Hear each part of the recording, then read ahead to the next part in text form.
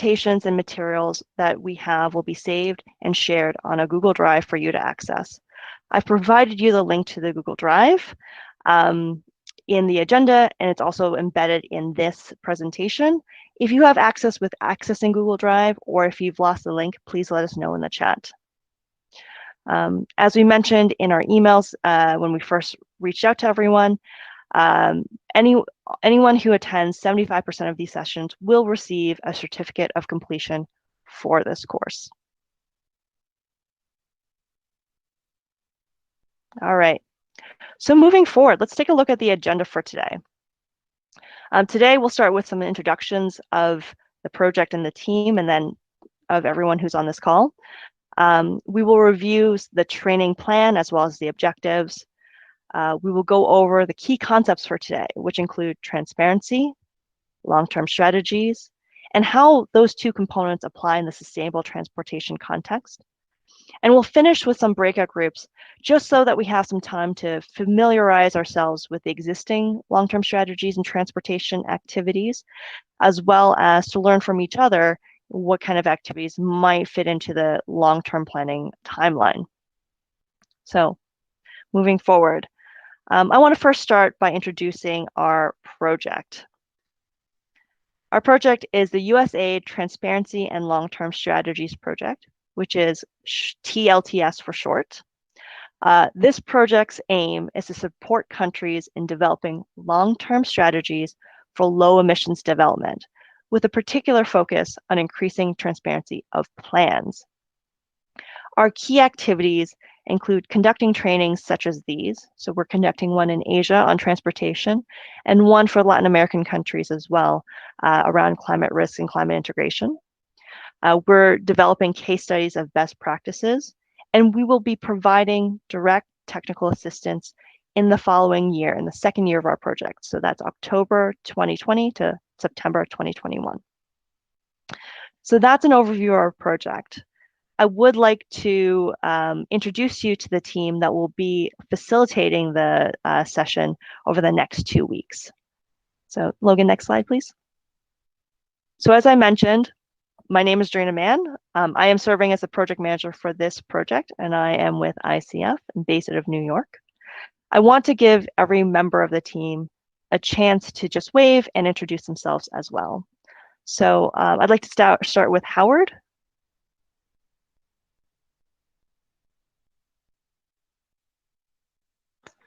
Hi, everyone. I'm a senior climate change and sustainability analyst with ICF, with experience in international capacity building as well as transportation greenhouse gas inventories.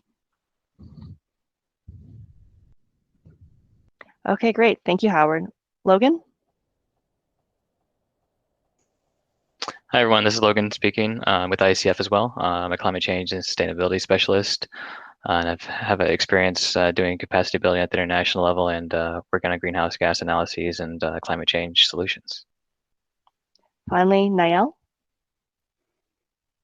Hello, everyone. My name is Nayel Ureña. I am a lead transportation engineer at ICF. I do a lot of work in transportation, obviously, in the use of technology to improve operations, which translate into a more sustainable transportation environment. Great. Thanks, Nael. So the 4 of us will be on this training with you over the next 4 sessions, and we look forward to hearing more from you and getting to know each of you as well. So to get us started, and just to get a sense of who is in the room today and what everyone is hoping to do, we would like to do just a short icebreaker. And also this helps us get used to some of the platforms that we'll be using over the next 2 weeks.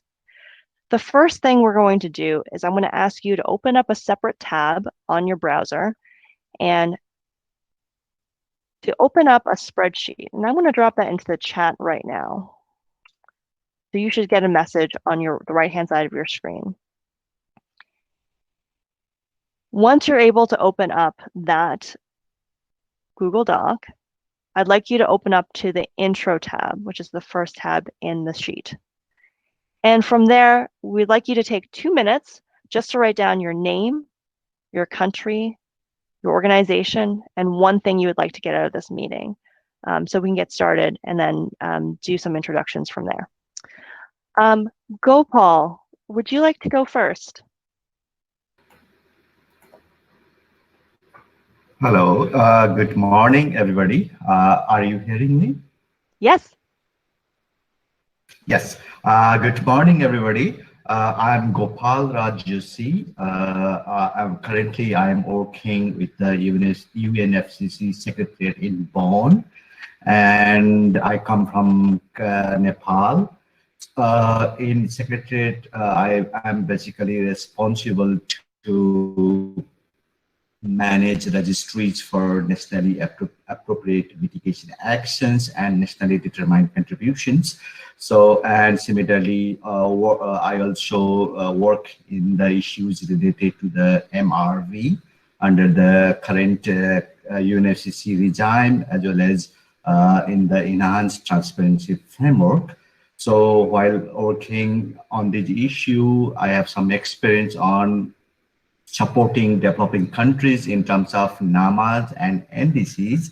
But this LTS is the quite new topic for me. That's why my expectation is to have some technical knowledge and skills in this aspect, especially addressing sustainable transparency issues and actions in the LTS, so that I'll be able to support developing countries accordingly while preparing their LTS. So that's my expectations out of this training. Thank you. Over to you.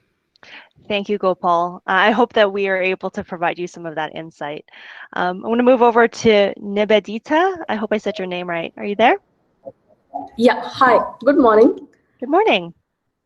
Can you hear me? Yeah. Yes. Yeah. So I'm Nibedita. I'm from India. So I am based out of Bangalore and I work from ICCT.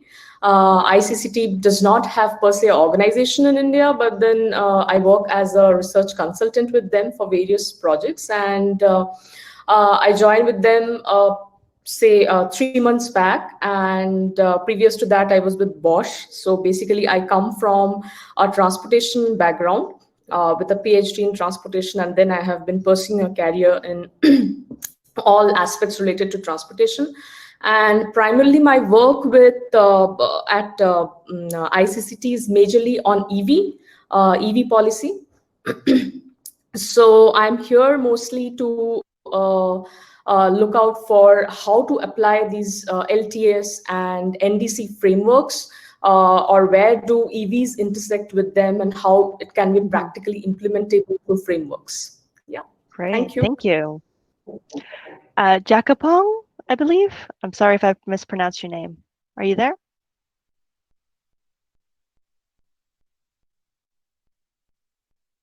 Jakapong. Sorry. Hello? Okay. Hello. Morning, you hear me? Yeah. I can hear you. Good morning. Okay, good morning. My name is Chakapong Pongkanai. I'm from Thailand. I'm working at the Energy Research Institute, Chulalongkorn University, as a researcher here. Actually, I have experience in working on the transportation sector for 15 years. I'm now working on the energy policy research in the Thailand Energy Outlook, the Thailand long-term scenario for the energy sector. I'm working for the government and private sector as a consultant at the university. Nice to meet you all, and I hope this seminar is really fruitful for us for the long-term strategy to learn about this. Yes, thank you. Great, thank you. And I have Penwadi, also from Thailand. Are you there? Are you hear me? Good morning. Can you hear me? Yes, hello.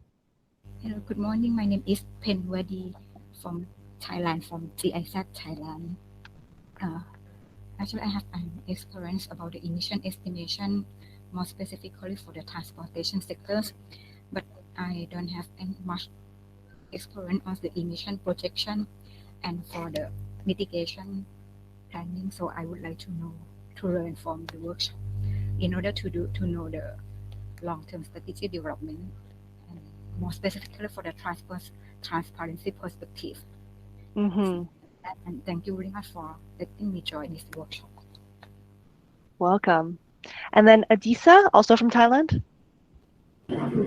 Yes, good morning. My name is Anisa. I'm from GIZ Thailand. I'm working with Dr. Kennedy. I'm new in the transport sector, but in the future, we have a project on the long-term strategy and also on MRV and transparency framework. So my expectation from this workshop is to get more information and more clearly framework on both long-term strategy and on transportation. Thank you. Thank you, Adisa. And then we have Yusak from Indonesia. Hi, my name is Yusako Pusungku. I'm with USAID Indonesia. I'm Mission Disaster Relief Officer, so I'm mostly dealing with the disaster. So this is a new topic for me, so I'd like to know about the basics and also learn from the others about transportations as I communicate more about this program. The mission doesn't have a transportation per se program, so but this is something that we are planning to implement in Indonesia, so I'd like to learn more about it. Thank you. Great, thank you, Yusak. And then Nilesh, are you on the line? Good morning. Good morning. I'm Nilesh. Work with English South Asia as a project officer in India. I work with ULBs to plan the sustainable actions to reduce their GHG emissions. And the intention of joining this training is to learn from the others what they are doing and what are the other options I can try from LTS to implement in the cities of India. Thank you. Great. And then Shankar from Nepal. Yeah. Hi, I'm Sankar Kage. I'm from Nepal and I work for USAID Nepal. And I think the reason I joined this course is because we are starting a new project that is going to provide technical assistance to the government of Nepal for developing its energy sector to address issues, and that includes a component that we want to promote. Some of the advanced energy technologies, which includes electric vehicles. So potentially, I think this topic may help me understand some of the elements that could be adopted when we go ahead with this project. And so, yeah, I think, yeah, thank you. Great, thank you for sharing that. And Sandy? Sandy still on the line? Okay, yeah, sorry, I was on mute. Yes, good morning, everyone. Yes, I'm Sandy Gaspay from the Philippines. I'm from the Department of Transportation, specifically the Road Transport Planning Division. And I was involved in implementing various public transport projects. And now the Philippines is embarking on several sustainable transport initiatives. So I am expecting, or I'm hoping that I can learn some new strategies or ideas that we can use to help improve our processes in my organization. Thank you. Great. Thank you, Sandy. And Nizar, apologies if I mispronounced your name. It's correct, actually. Hello, my name is Nizar Marizi. I'm from the Ministry of National Development Planning in Indonesia, or we usually call it Bappenas. I am in the field of the energy resources and mineral and mining. And what I'm hoping to joining this training is that I want to learn more about the long-term strategy, although we already have the 2045 vision of Indonesia and also the low carbon development in Indonesia, but I want to see that whether it's quote unquote qualified as the long-term strategy as the international forum usually understand what is the LTS. Thank you. Thank you, Nizar. Sumya, hello. Hi, Tarina. Good evening to all of you. Good morning to all colleagues from Asia and other places. I'm Samya Chaturvedula. I work with the Asia-LTS partnership. Pardon the noise in the background, please. And with ICLEI, Local Governments for Sustainability South Asia. The Asia-LTS partnership is a network platform for countries within Asia to talk about NDCs implementation, finance, the transport sector, energy, etc. And long-term strategies is something that is of interest, obviously, to the governments. And I'm here to learn from all of you, especially on the different approaches, and also to hear from the different countries and what the state of play is currently, and also to see how we can support and take this forward as well, along with other colleagues such as you, Darina. Wonderful to see you here today. Thank you. Thank you, Sumya. Nitish? Hi, my name is Nitish Pariyar. I'm working with Brookings India as Junior Project Assistant. I work in the areas of climate change, climate aid, energy trilemma, and currently related to transportation, I'm working on Indian Railways electrification. So I would really want to learn the basics of transportation, so to speak, because it's only Indian Railways that I am a bit familiar with, and a bit of modeling too, if that sort of goes with it. Thank you. Great, thank you. And then David. Hi, my name is David Kalper. I work at USAID in the Bangladesh mission. I'm the mission economist here, and although we don't have any interventions currently in the transportation sector, transportation is important to Bangladesh, and so I would like to be more versant on it. Thank you. Thank you, David. And then the last person I have on the list is ATM. Yeah, hello everyone. Good morning. I'm ATM Shahjahan. I'm from Bangladesh. And right now I am working in a public university in Bangladesh, and that is Chittagong University of Engineering and Technology. This university stands in the southern part of Bangladesh, but now I am at my home, and that is in the capital city, Dhaka. Actually, I'm an urban planner. I'm lecturing in the urban planning undergraduate students, and from this program, I want to know about the in details of LT long-term strategies and also transparency. Bangladesh is also suffering from carbon emissions. Though we are producing very less amount of carbons, but there is devastating impacts of carbon emissions.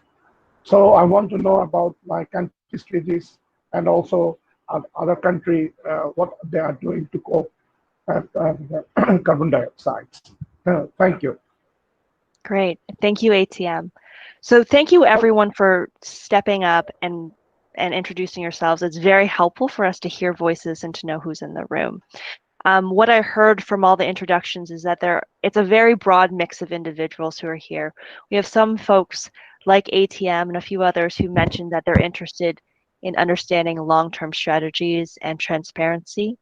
We have some individuals here who are coming from a regional perspective, such as Gopal and Sumya, who are looking at the region as a whole. We have some individuals who are looking at understanding transportation mitigation options a little bit better. I think I heard of that from a few individuals, I think Yusak and David. And then there are a couple of mentions of modeling. So I do want to flag, as we go through the 4 sessions, today will be about transparency and the long-term strategies, just building out those foundations. More focus on the transportation side in session 2, and modeling will come in session 3 and a little bit in session 4. So hopefully we'll cover everyone's interests at this time. So thank you all for engaging this morning, and we're so happy to have you here. At this point, I do want to hand this over to my fellow facilitator, Logan, and let him go through the overview and jump into the content itself. Great, thanks, Darina. And you previewed a little bit of this slide. So this is just a brief overview of this training. So as you now know, this is a workshop that is composed of 4 different sessions, this being the first, where we're going to kind of set the foundation. We're going to look at transportation, we're going to look at transparency, and we're going to look at LTS and see how they connect. So this session is pretty basic. Hopefully you've had a chance to look over some of the pre-training materials. We're going to build on some of that. We're going to look at some examples. And then once you've gone through this training session, you'll be able to apply this in further sessions. So to move to the next slide. So we have a few objectives that we hope at the end of this session, everyone will be able to understand the basic concepts of transparency and long-term strategies. We also hope that you'll be able to understand how transparency and LTS apply to the Paris Agreement. And we're also hoping that you'll be able to understand how transparency and LTS complement transportation planning. And finally, we hope that you'll be able to apply transparency and LTS concepts to your country-specific transportation planning efforts. In addition to exploring these concepts, as Darina's touched on a little bit, this is going to be an interactive training, and so this is designed to get you a little more familiar with some of these formats that we're using, such as the Google Sheets, the chat boxes, trying to get everybody connected and introduced to each other and comfortable with the platform. So with that, we're going to move to our first topic. Now that we know each other and we've outlined what we're hoping to learn, let's dive into the first topic, which is transparency. So what is transparency? Well, simply said, transparency is the documentation and the reporting of information, things like data, models, assumptions, that underpins target setting, scenario planning, and monitoring. So for example, we'll describe LTS in a little bit, but when developing an LTS, you're going to make projections. And when you make those projections, you should clearly document, for example, the technology and the policy assumptions that are used in those emission estimates. So another way of saying this is that transparency is kind of outlining what you've done and the results that came out of what you did. So that's great, but why is transparency important? Well, there's a few key reasons. The first being that transparency is really key to making long-term strategy targets credible for outside observers. So by stating the data and the assumptions that you've made and such, outside observers are able to understand your processes, and that will build credibility and trust. Additionally, transparency enables the tracking of progress towards reaching mid-century greenhouse gas reduction targets and any other goals or targets that you've set. So I heard a couple of people mention monitoring, reporting, and verification. So transparency is a key part of that process. You can't manage what you don't measure. So tracking the progress of where you're at and where you're going is a key benefit of transparency. And then finally, transparency really supports decision-making for sustainable development activities. And it also promotes efficiently allocating resources to those key activities. When you have the information and everybody knows the information and the key priorities, then you're able to make informed decision-making.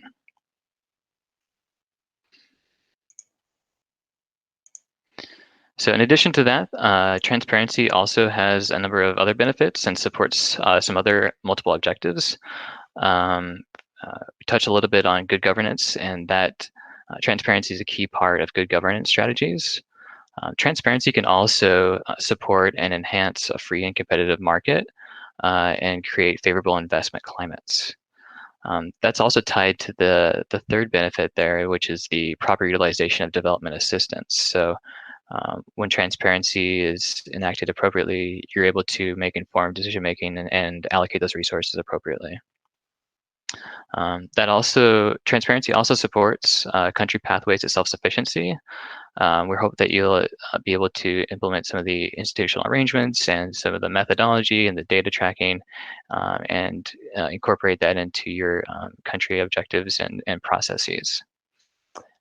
Transparency also helps set consistent standards across countries.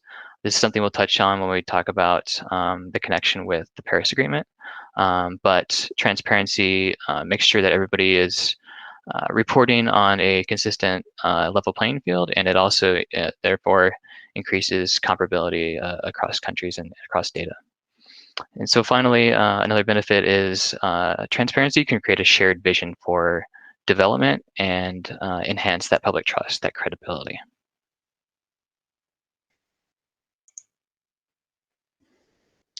So that's transparency broadly. You may be wondering how it connects to the transport sector. So the transportation sector is important in Asia, especially because greenhouse gas emissions are growing across the continent.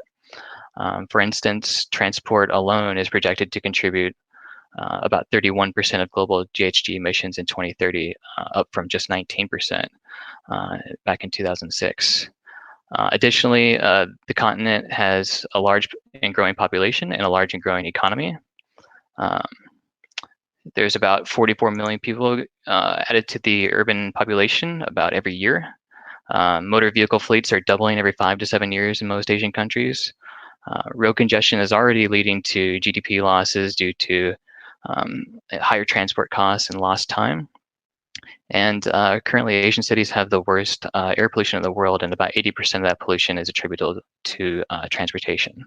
So it's pretty clear that transport sector will be a key sector for greenhouse gas mitigation and other climate goals. And to set those goals and to implement plans, having those robust data, methodologies, and models on hand and transparently provided will help transportation plans be effectively designed, and same with mitigation measures as well. So these accurate and transparent methods will really enable decision makers to prioritize actions and allocate resources appropriately. In addition, increased transparency can really increase confidence in projects and attract investment for transportation and infrastructure projects. Most climate finance organizations have transparency requirements, and so to even satisfy an application for that finance, you'll have to provide transparency requirements. And so setting yourself up for those obligations or those hurdles can attract investment. So let's try to apply this a little bit to a real life example. So we'll talk about long-term strategies in just a minute, but as it stands, about 17 parties have submitted an official LTS to the UNFCCC. The United States submitted its plan back in 2016, and as a U.S. organization, we're somewhat familiar with the plan, and it's a well-documented plan. In fact, the plan itself had a separate documentation report outlining all the data, the assumptions, the models, the references, outputs, and more. And this type of documentation is a really high bar. It does show an example of a best practice. However, we do note that countries don't have to reach this level of transparency immediately. It's an iterative process that can be improved over time, so it can be incrementally improved. But we're going to look at a couple screenshots that outline some of the best practices that the US LTS plan incorporated for transparency. So the screenshots might be a little bit small, but hopefully the boxes help highlight the key points. And so this first one is just describing assumptions. It's really important to list the assumptions that you've made. This helps people understand what assumptions went into kind of any modeling or any planning efforts, and can help them understand what might have occurred under other assumptions. The second box is showing that it's important to compare to a reference case. So the reference case, or you might know it as a business as usual or by other names, is kind of what would have happened had things continued as they were in the absence of any kind of plan.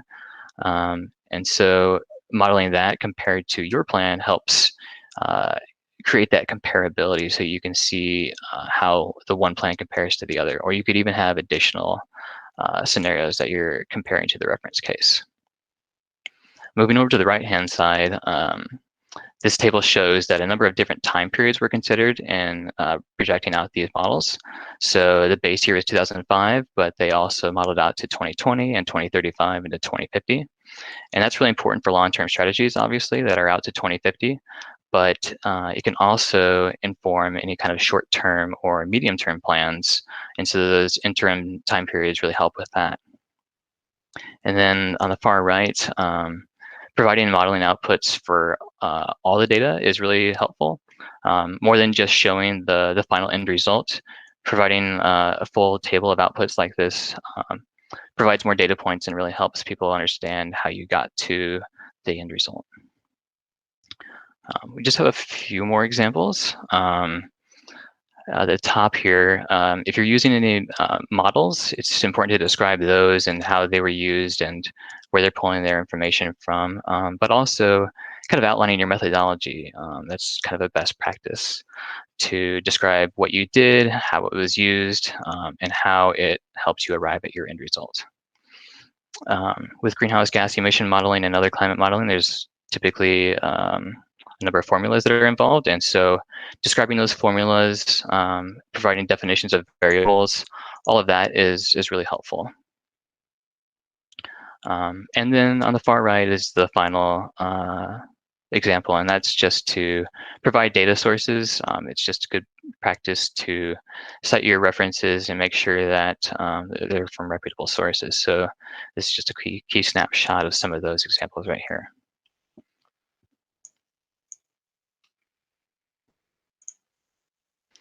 So that's transparency in a nutshell. I'm going to pass it over to my colleague Howard, who's going to talk about long-term strategies. Thanks, Logan. So now that we've looked at transparency as a topic matter, we want to establish a common understanding of what is a long-term strategy and what are the key components of a long-term strategy, how it can be defined and improved over time by countries as they develop them.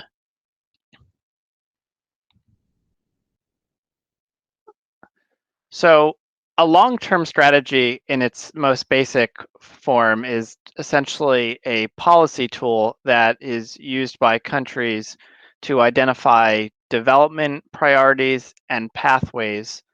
And within the context of this work, pathways towards mid-century greenhouse gas reduction targets, as well as other sustainability targets and development goals. For example, a greenhouse gas reduction target could be to reduce emissions by 30% compared to a business as usual scenario by mid-century. It could also include sustainability targets such as increasing mobility access in rural communities by mid-century. And these targets and goals can interact. So by increasing mobility access, you could also pair that with promoting low emissions mobility options and also climate adaptation targets, which may increase the resilience of transportation infrastructure as that infrastructure is further developed. And what an LTS does is it essentially defines a pathway for achieving those mid-century goals. So this might look like 5-year increments or kind of targeted milestones that countries can compare with their progress to determine whether they're on target to those mid-century goals, whatever they might be. It's important to also note that these LTSs are often sometimes referred to as mid-century plans or also long-term low emissions and development strategies. So often these concepts or these terms are used interchangeably, but they'll often mean the same thing. The other important thing to note with regards to long-term strategies is they don't need to be considered a new requirement for countries to develop. Often these are strategies that can leverage existing policy work, including short and medium-term climate goals that countries have put forward, or sectoral plans such as a energy or transportation sector development plan, or green growth plans that countries have put forward. So the idea being is that long-term strategies are built from those plans as opposed to being new exercises that countries might need to embark upon. So similar to transparency, it's important to emphasize why LTSs are important and what benefits they offer to countries that might be developing or improving existing long-term strategies. So long-term strategies, as I mentioned, can help countries set a vision towards mid-century, but that also helps them prioritize short and mid-term actions within the context of that longer-term goal. Long-term strategies can also inform the development of other plans, including national development plans, sector plans, or even subnational activities, which in the transportation sector might be relevant when cities or provinces are committing to transportation investments that might influence the plan or a long-term strategy. LTSs also can evolve over time to become more comprehensive and more ambitious in multiple ways, but in terms of GHG reductions and also sustainability goals. So as countries either develop capacity or develop technology, for example, in the transportation sector, they can scale up their LTS commitments, but also how they're monitoring and reporting on those LTS commitments.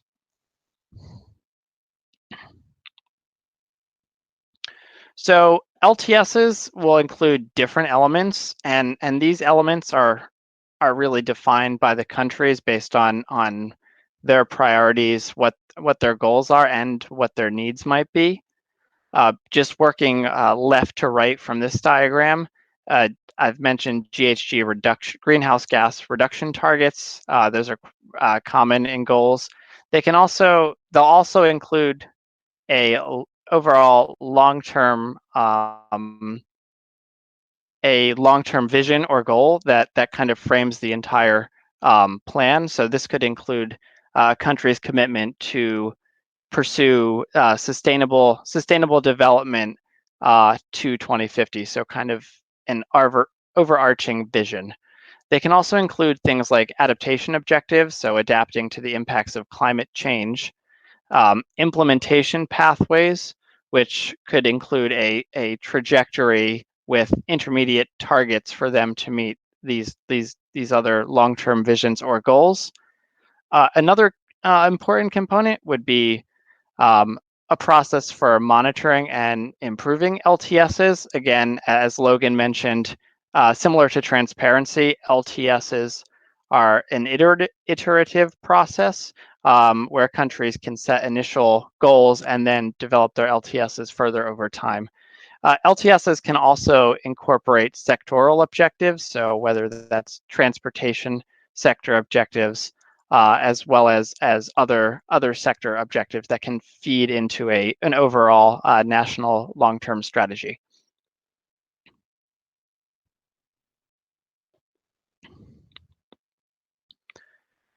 Similar to what I was mentioning with regards to long-term strategies being an iterative process, countries they don't need to, LTSs at the beginning do not need to include all of those elements. There's different levels of comprehensiveness of an LTS, and this comprehensiveness can be built up over time. So for example, in this diagram, you'll see countries may start with a base version of a long-term strategy, which could include simply a long-term vision that advances sustainable development objectives.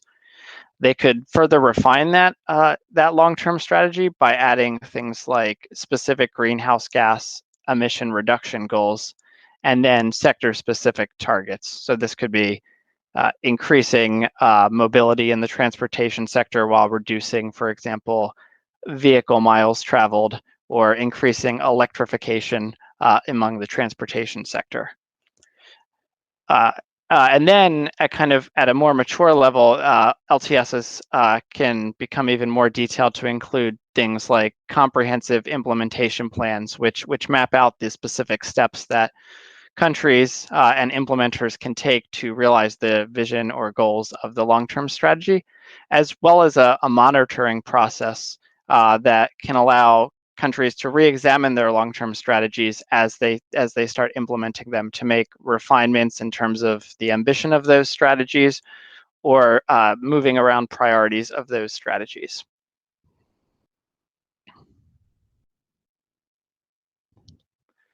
So looking at the US example that Logan had previously referenced, the US mid-century strategy for deep decarbonization outlines a vision for 2050, as well as interim targets to reach that 2050 objective. The LTS also includes specific strategies for different sectors, including the transportation sector. To develop its long-term vision, the US example uses historical and current data, current as of publication, to develop a long-term vision and identify innovations and opportunities to achieve that vision. Importantly, the LTS also considers several different strategies, particularly in the transportation sector, to achieve those objectives. These include things such as energy efficiency, fuel switching, decarbonizing electricity, carbon dioxide removal technologies, and other policy levers.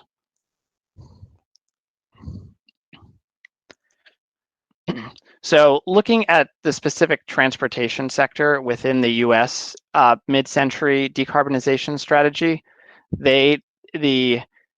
based on the projections of energy consumption or energy use in the transportation sector, which you can see in the figure on the right, the Energy Information Administration of the United States had projected a reduction in energy use in the transportation sector in this MCS benchmark scenario, which put simply is the scenario where they would expect to see 80% emission reductions. And this is driven significantly by fuel efficiency improvements, the development of low carbon transportation fuels and vehicles, which can include things such as bioenergy as well as vehicle electrification, and the reduction in overall vehicle miles traveled. So based on that scenario, the decarbonization strategy was able to project what expected emission reductions could occur within the transportation sector within the United States.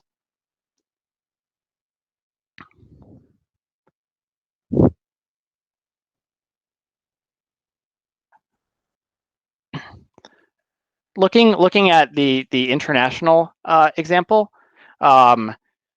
we have a couple of examples from India and Indonesia that they're not official long-term strategies, but they point at similar analysis that looks at decarbonization out towards mid-century.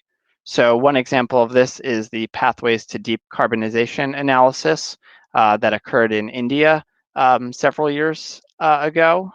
And it looks at two development scenarios, one based on conventional development and one based on sustainable development. And it models these scenarios to 2030 and 2050. It also considers a variety of climate and development goals and potential pathways to achieve them. Yes.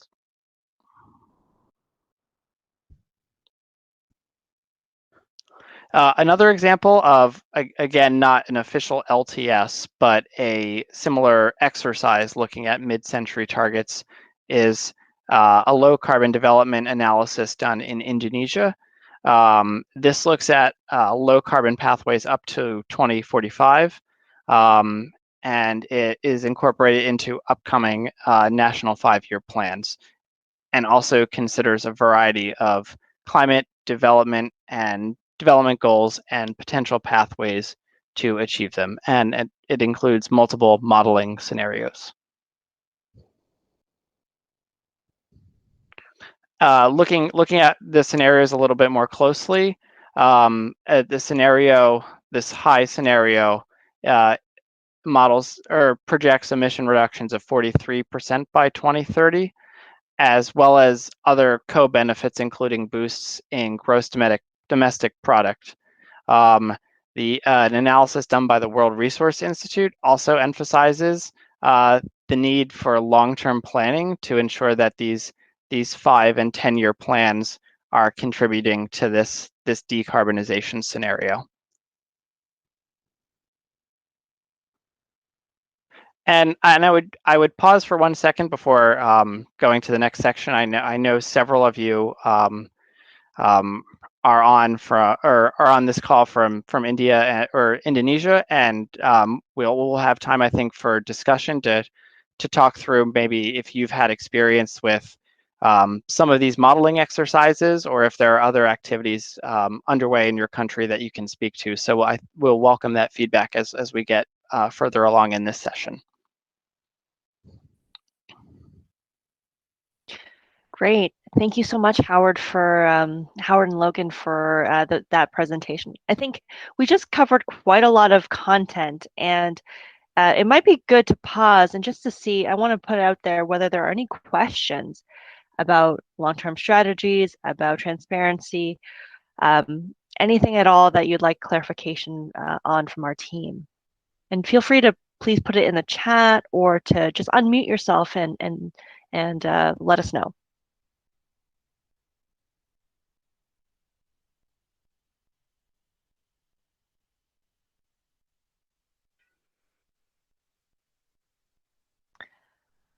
I see a question from Sumya asking, what percentage of the reductions are attributed to CO2 removal technologies in the US LTS?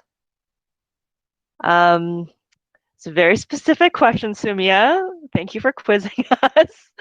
I guess Logan or Howard, do either of you know this answer, or is this something we'll need to turn back to or need to look into before responding? Yeah, I don't have a percentage figure, but it looks like a little bit under 1 exojoule by 2050. Okay, great. So Sumya, we'll get back to you. No worries about quizzing. We're here for the tough questions. I think these are great questions.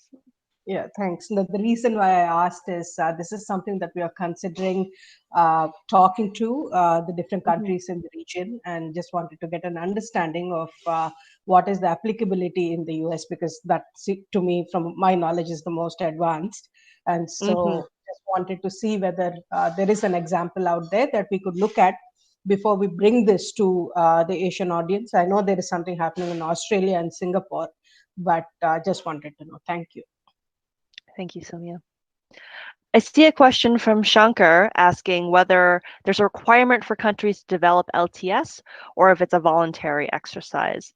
And the short answer is there is no requirement for countries to develop LTSs.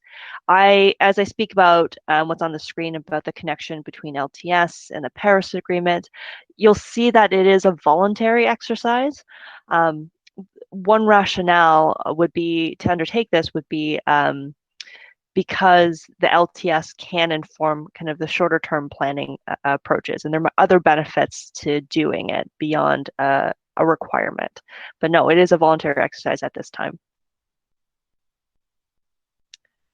Are there any other, before we move on, are there any other questions? And certainly, as we're going through the presentations, I do once again encourage you to type in any questions that you have in the chat, because even if it shows up in the middle of a presentation, we can come back to it, or we'll put it in the parking lot and we'll address it during the next session. All right, great. So moving forward, I will be speaking a little bit towards the oh, sorry, I just saw another question come in, and I'll address that before I move forward.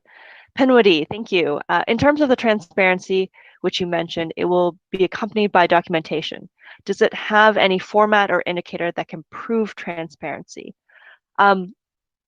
That is a great question. There will be recommendations from the UNFCCC on the ETF, but as far as the long-term strategy goes, there's not a specific format that needs to be followed in terms of providing transparency. It's more best practices.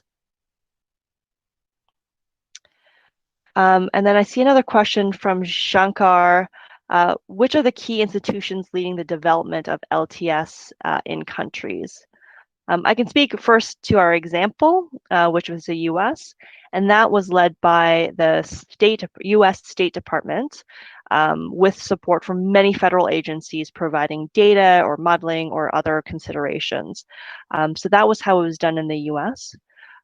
For other countries, I think there are only 17 who have submitted official LTSs so far, but other countries may choose a different agency to lead. I believe, for example, Colombia, it might be their Ministry of Environment and Sustainable Development who is taking the lead in pulling together all the components that form the LTS.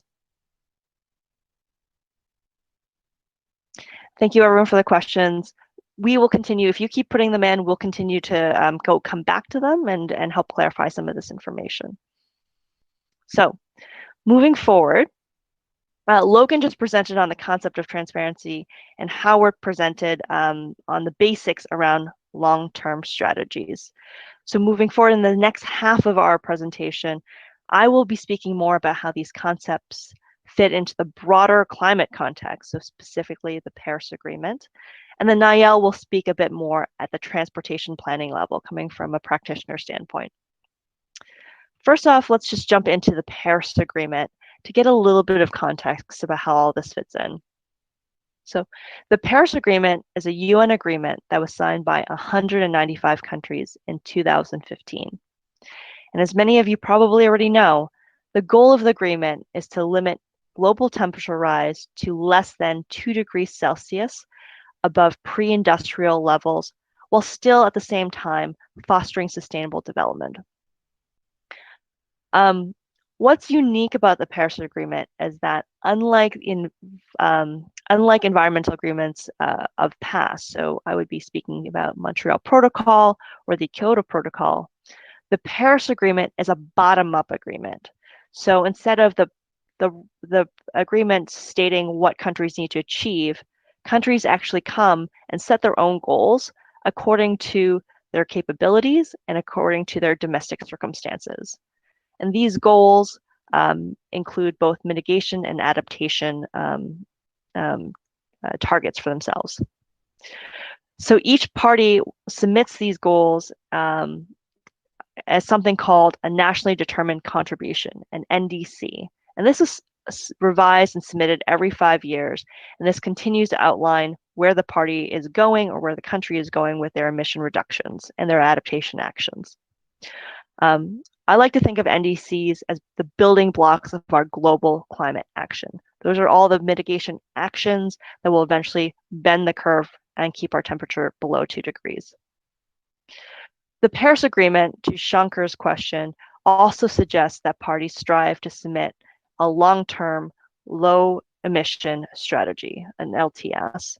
Again, this is voluntary rather than required. For anyone who is not aware, the Paris Agreement will go into effect this year. So just moving a little bit forward on the slides. Thank you. Here's a bit of a comparison of LTS and NDCs, these two planning components that are both included as tools in the Paris Agreement. So an LTS, as we've kind of stated, defines the national vision and the priorities for a country and links this vision and priorities to an emissions pathway. The NDCs define a specific greenhouse gas emission reduction target in the shorter term and has generally more detailed implementation. LTS look to the middle of the century, so 2050, while NDCs look in the 5 to 10 year range. So the next one will be to 2030.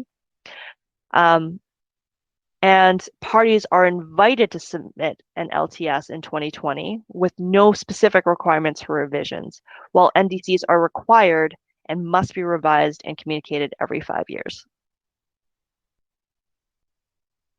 So moving forward in the slides, fundamentally, the way that you can think about it is that an LTS helps define where a country wants to be by 2050. What does their sustainable pathway look like?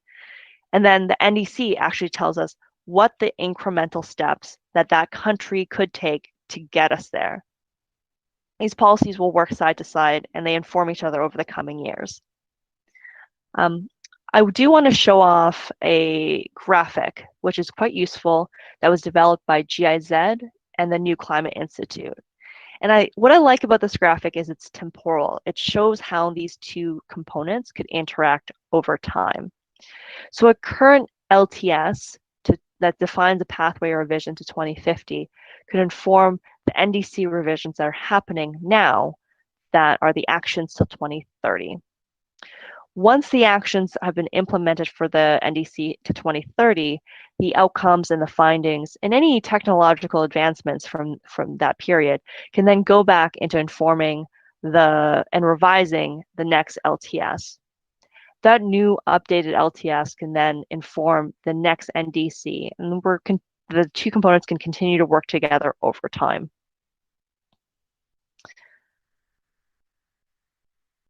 The Paris Agreement, so where does transparency fit into all this? I think that's a great question because we're talking about these two components.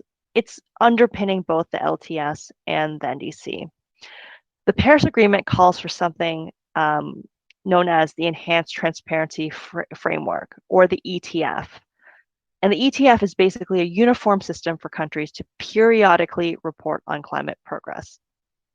The ETF is fundamentally the only enforcement mechanism of the Paris Agreement. Being transparent and showing what you're doing and what you've accomplished, and then comparing that with what other countries are doing is kind of the look, or not comparing, but reviewing. The ETF is not something that's completely new. I think you're probably sensing a theme about all these pieces. It's an evolution of pre-existing UNFCCC requirements. You may already be familiar in your country with the concept of a biennial update report. The ETF requires something very similar to the biennial update report, or the BUR, but it will have higher standards for disclosure of data, methodologies, and assumptions. The biennial, the new report will be required starting in 2024, and it will be referred to as the biennial transparency report. So for anyone in the transportation sector, if you're hearing these terms, BUR, BTR, they're the evolution of the same concept. Countries are going to be encouraged to adopt a higher level of transparency for NDCs, but this will then also link up with LTSs, as a lot of the data requirements for developing an LTS and NDC will overlap. So that's a brief overview of how LTS and NDCs all link up with the Paris Agreement and fundamental transparency requirements. I'm going to pass this over to Nayel to speak a little bit more on the transport side. Hello, everyone. So as Darina just mentioned, so I'm here we're going to discuss how sustainable transportation measures can be thought through the context of LTS. And we'll provide at the end an example of a country, China specifically, to kind of demonstrate this concept. Next slide, please. So it is important that transfer planning, to understand that transfer planning informs an LTS, and at the same time that the LTS informs the transfer plans. So this is a two-way street, which is a concept that my colleagues have mentioned before. So you see that this is a recurrent theme about not being an independent strategy, but more of a comprehensive strategy that feeds and provides also information to other plans. Transparency is also important. We discussed that specific importance and some of the benefits earlier. Additionally, transparency requirements for the ETF will require national transfer planners to provide data and information.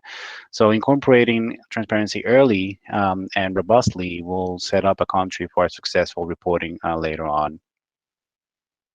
Next slide.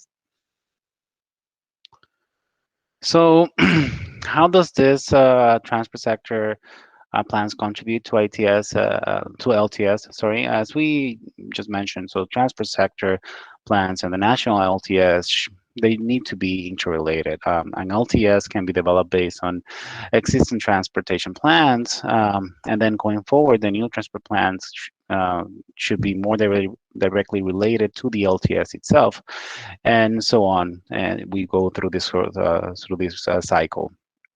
And at the end, you have an LTS that can increasingly better address transport plans and goals in coming years.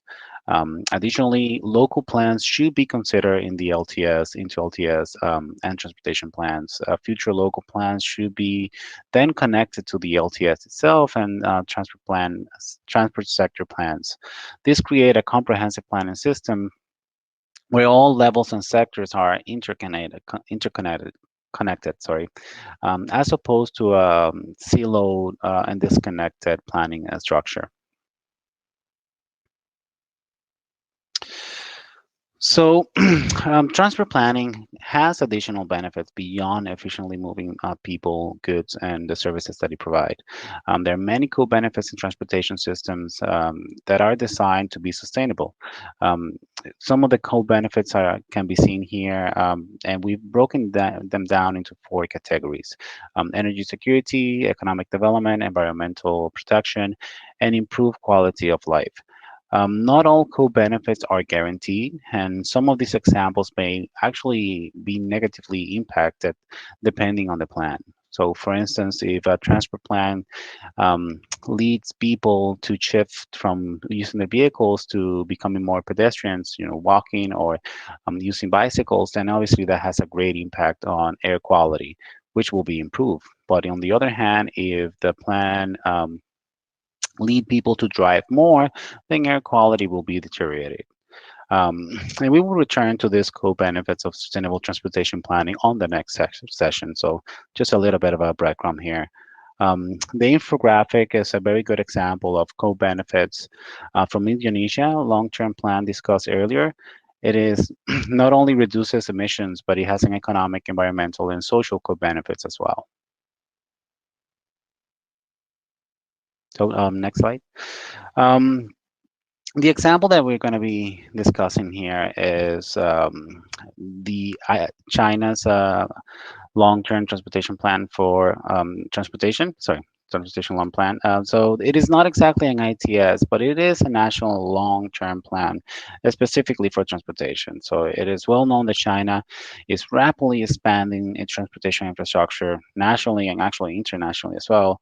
It is also known that China has a deliberate and comprehensive planning structure, which is made famous by its 5-year plans, which is now on the 13th edition, if I remember correctly.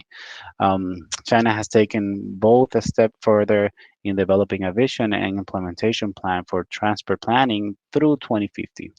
So this infographic shows how a long-term vision is translated down to medium and short-term plans, and how these plans then build up over time to achieve the ultimate goal.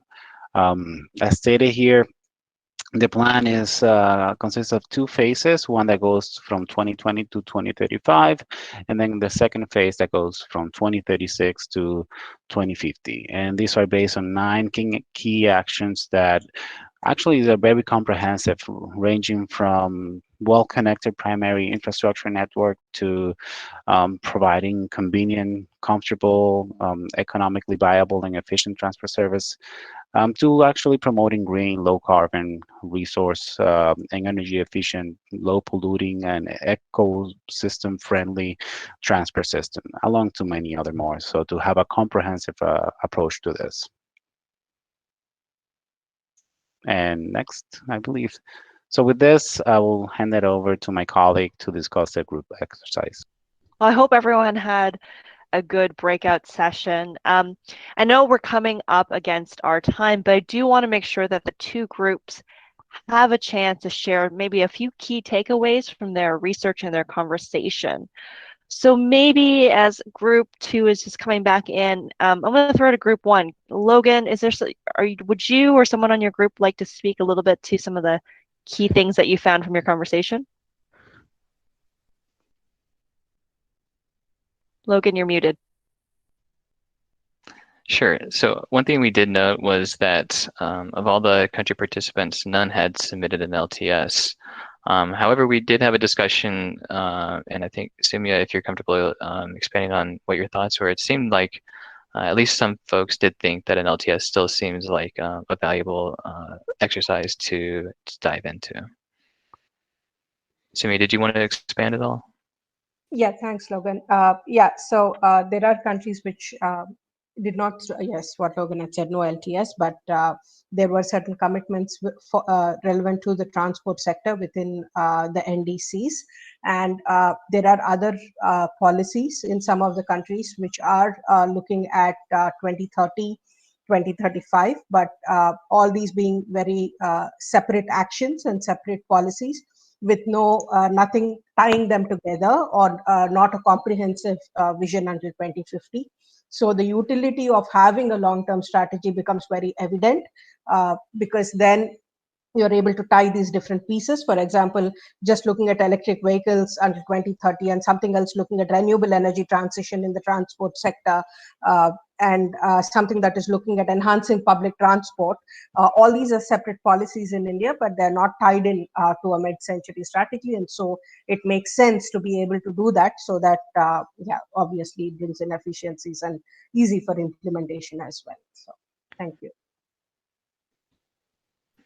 Great, yeah, thank you, Samya. And in terms of other key takeaways, I think the other thing that we noticed was while no country had submitted an LTS yet, all countries had submitted an NDC, and all but one had some kind of GHG target. So we have details, but we'll save that for a later conversation. Sounds great. Thank you, Group 1. Howard, could you take a minute, whether you or someone from your group, speak just to some key takeaways from Group 2? Sure. Yeah. Group 2. I know we got a little bit cut off when people started joining the main channel again, but so feel free to weigh in. But I think our findings were that several countries countries all had NDC commitments. Several of them included energy related commitments, and to a lesser extent transportation commitments. And I think one question that came up was just kind of how to reiterate, how do these NDCs and LTSs fit together, and how can countries potentially compare commitments in LTSs, and also how can countries be motivated to pursue LTSs going forward? Great. Thank you so much, Group 2. And I think you raised a lot of great points. I do want to circle back to that, and we might be able to do that at the beginning of the next session. I just want to make sure that we have enough time to wrap up on some key logistics, and to let everyone off at the appropriate time, just to be respectful of your calendars. Howard, I think you're closing up our session today. Yep, that's correct. So yeah, so thank you everyone for joining today. This was a great first session, and it was we're excited for the discussion that'll follow in the upcoming sessions. Could you go to the next slide, Logan? Thanks. So I think that the key takeaways of this session were that transparency is critical for making LTS targets credible and enabling progress to be tracked. And it's also important in terms of supporting decision making. It's also LTSs are important for helping countries set short and medium term actions and goals, and eventually LTSs can become more comprehensive over time. We also covered how transparency and LTSs are related to the Paris Agreement and its objectives and obligations, and how transparency and LTS are important for transportation planning. After this session, since we covered a lot of material, feel free to review what we've already covered. And if you have any questions, we'd be happy to speak to them in the upcoming sessions. Looking ahead to session 2, session 2 is going to cover pathways for low emissions mobility. So these are the policies or actions such as electrifying vehicles or building public transportation that will support low emissions objectives.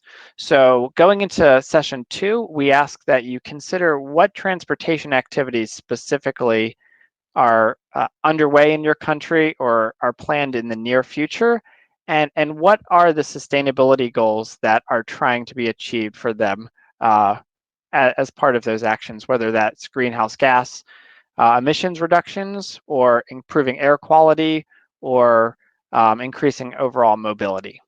So we'll come back to that point in session 2 in more detail.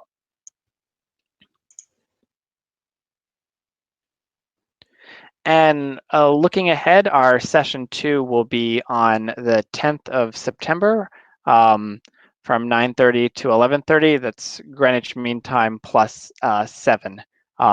And all of the workshop materials for this session, as well as session 2, can be found at the link that was provided in these slides that Dorina had sent around before this session. We'd also wanted to flag a couple of additional resources as you're thinking about your country's NDCs, potential long-term strategies, and methodologies for developing some of these long-term strategies. These are a couple of resources from organizations that work in the international community that can be helpful and are a source of further reading. Great. Thank you so much, Howard. And I just want to thank everyone again for joining us today in this new format on a new topic. It's been really great to engage with you, and we look forward to seeing you at the next session. So have a good rest of your day, and we will see you in a couple of days. Thank you. Thank you. Thank you. Thank you. Bye. Thank you.